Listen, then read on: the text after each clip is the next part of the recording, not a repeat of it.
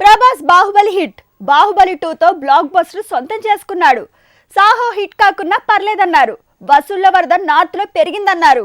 ఎటొచ్చి రాధేశ్యామ్తో scene reverse అయింది. ఇప్పుడు నెక్స్ట్ మూవీతో ఏం తేలిపోతోంది? Have a look. ప్రభాస్ కి ఎన్ని హిట్లున్నా రాధేశ్యామ్తో ఫెయిల్యూర్ ఫేస్ చేశాడు. కొత్తగా దాడికి మరో మూవీతో మన ముందుకు రాబోతున్నాడు. బాహుబలి 1, బాహుబలి 2 ఇలా 2 బ్లాక్ బస్టర్లతో నార్త్ లో కూడా పాగా వేసిన ప్రభాస్ కి సాహో, రాధేశ్యామ్ పంచొచ్చాయి. ఖాన్ త్రయంలాగే హిట్లు రాకున్నా వసూళ్లు కురిపించే హీరోగా ప్రభాస్ కి నార్త్ లో కూడా మార్కెట్ స్థిరపడింది. అందుకే రాధేశ్యామ్ వసూళ్లు, బిజినెస్ అన్నీ కలుపుకుని 500 కోట్లు రీచ్ అయ్యాయట. రాధేశ్యామ్ తర్వాత ప్రభాస్ ఇప్పుడు సలార్ తో దాడికి రెడీ కాబోతున్నాడు.